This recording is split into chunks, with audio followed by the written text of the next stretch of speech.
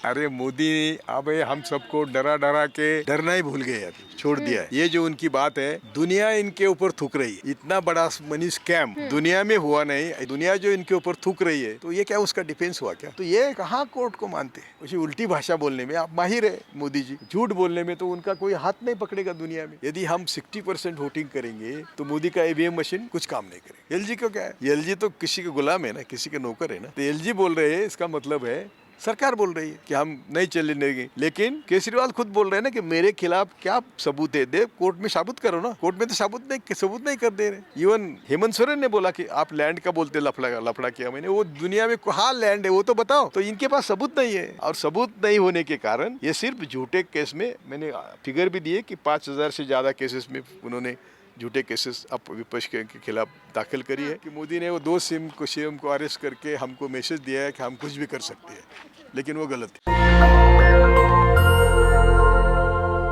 नमस्कार, मैं ब्यूटी गिरी और आप देख रहे हैं नेशनल दस्तक। इलेक्टोरल बॉन्ड लेकर बहुत सारी चीज़ें सामने आई और अब एक नया चीज़ सामने निकल कर आ रहा है। वो मोदी जी कह रहे हैं कि जिन लोगों ने इलेक्टोरल बॉन्ड पर खुशियां मनाई है उन्हें भुगतना पड़ सकता है। ये चेतावनी समझा जाए या क्या कुछ समझा जाए, इस पर हमारे साथ बातचीत करेंगे बॉम्बे हाई कोर्ट के चीफ जस्टिस कौशल पाटिल। सर, क्या कहेंगे, इसे चेतावनी समझा जाए या क्या समझा जाए? अरे मोदी अब हम सबको डरा डरा के हम डरना ही भूल गए, अभी छोड़ दिया है। ये जो उनकी बात है, दुनिया इनके ऊपर थूक रही है। इतना बड़ा मनी स्कैम दुनिया में हुआ नहीं, ऐसा दुनिया कहती है। हम तो कहते हैं, हम तो उनके विपक्षी है, लेकिन दुनिया जो कहती है, दुनिया जो इनके ऊपर थूक रही है, तो ये क्या उसका डिफेंस हुआ क्या? तुम्हारे तीनों तुमने करी थी, कानून में अमेंडमेंट करी थी, रद्द करी। तुमने बॉन्ड लिए थे, वो रद्द करे। तुम्हारे पैसे का हिसाब अभी दे रहे हैं। आपने इतना स्टेट बैंक पर दबाव डाला, वो कुछ खुलने को तैयार नहीं थी, देने को तैयार नहीं थी, वो देना पड़ा। वो इतना बड़ा वकील सालवे, वो बोलता था कि 3 महीने के सिवा हम दे नहीं सकते, उसको भी झूठा ठहराया आपने। और ये इलेक्टोरल बॉन्ड के जो भी है, मेरे ख्याल से 50-75% बाहर आया, क्योंकि ये 2017 से शुरू हुआ, 17-18 से। तो 19 को कोर्ट ने संज्ञान लिया, तो 2 साल के बॉन्ड का तो अभी तो कुछ आया नहीं। अभी भी मैं बोल रहा हूँ कि 23 नवंबर को कोर्ट ने जजमेंट रिजर्व रखा। उसके बाद इन्होंने 8,350 बॉन्ड प्रिंट करके लिए, उसका बिल भी दिया। तो ये कहाँ कोर्ट को मानते हैं? और कोर्ट को न मानते हुए भी आज बोलते हैं कि यदि ऐसा था तो तुम्हारी एसबीआई क्यों नहीं इंफॉर्मेशन दे रही थी? यदि ऐसा था तो तुमने करे हुए अमेंडमेंट क्यों रद्द हुए? यदि ऐसा था तो सुप्रीम कोर्ट ने क्यों ये सब कानून रद्द किए?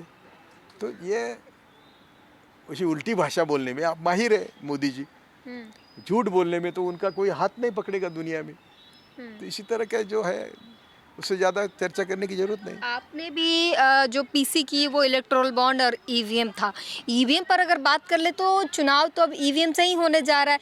लाख कोशिशों के बाद ईवीएम तो रुका नहीं, बैलेट पेपर तो आया नहीं। तो इसके लिए उसके ऊपर भी हमने हाँ। इसके ऊपर भी हमने उपाय बोला है कि ईवीएम का एक लिमिटेशन होता है, 3%, 5%। तो हमारे पास वोट्स कितने हैं? यदि पकड़ लो कि मोदी के पास 40% वोट है, तो भी 60% बाहर है। यदि हम 60% वोटिंग करेंगे तो मोदी का ईवीएम मशीन कुछ काम नहीं करेगा, फेल हो जाए। बिल्कुल फेल हो जाए। इतना परसेंटेज, इतना मैनेज नहीं कर सकते। इस वक्त जो एक और सबसे बड़ा जो मुद्दा है वो केजरीवाल का मुद्दा है। कल इंडिया गठबंधन ने महारैली की, वहाँ सभी जुटे हुए थे। अब जो देखा जा रहा है कि 15 अप्रैल तक जो है हिरासत में जा चुके हैं केजरीवाल, दिल्ली के सीएम, और एक दो लड़ाई चल रही है। एक दिल्ली की एलजी वो कह रहे हैं कि दिल्ली से जो है, जेल से दिल्ली की सरकार नहीं चलने देंगे। दूसरी तरफ केजरीवाल के और उनके कार्यकर्ताओं द्वारा कही जा रही है कि दिल्ली की सरकार तो जेल से ही चलेगी।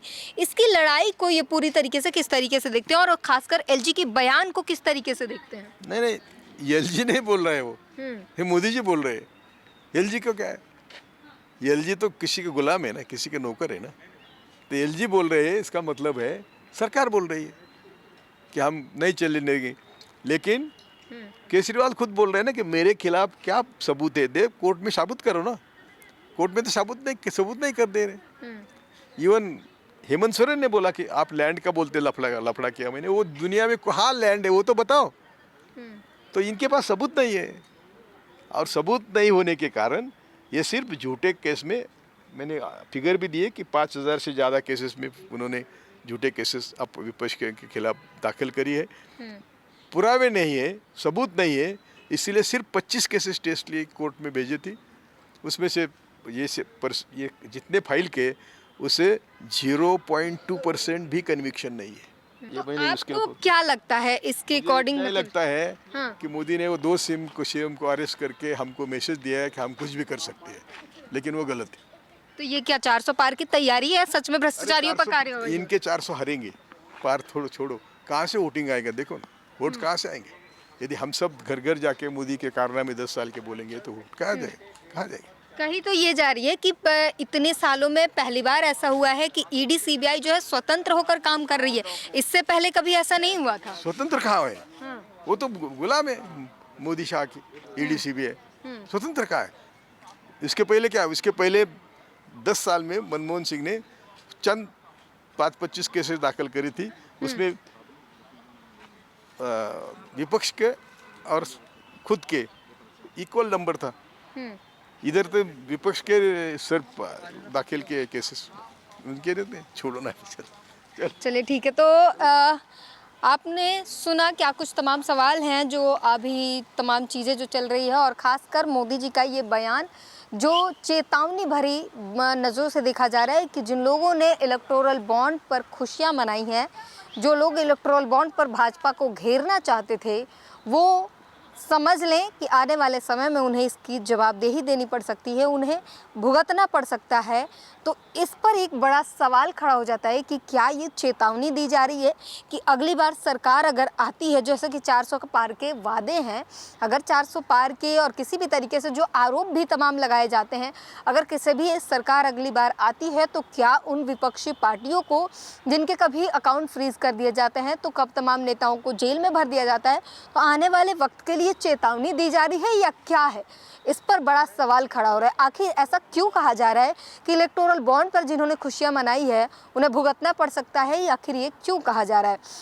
क्या मतलब बनता है? जबकि सुप्रीम कोर्ट ने इसे असंवैधानिक करार दिया, उसके बावजूद इसको डिफेंड करना और धमकी भरे आवाज़ में, धमकी भरे लहजे में अगर इस तरीके से प्रधानमंत्री कह रहे हैं, तो कहीं ना कहीं कुछ बड़ा अंदेशा इससे निकल कर आता है। पूरी बातचीत पर अपनी प्रतिक्रिया जरूर दीजिए। कैमरामैन आशीष के साथ ड्यूटी गिरी, नेशनल दस्तक। नेशनल दस्तक की आपसे गुजारिश है कि अगर इसको बचाना चाहते हैं तो नेशनल दस्तक को सब्सक्राइब करने के लिए रेड कलर के सब्सक्राइब बटन को दबाएं, फिर बेल आइकन की घंटी दबाएं। नेशनल दस्तक को बचाने के लिए बहुत जरूरी है कि हर खबर को शेयर करें, लाइक करें, कमेंट जरूर करें।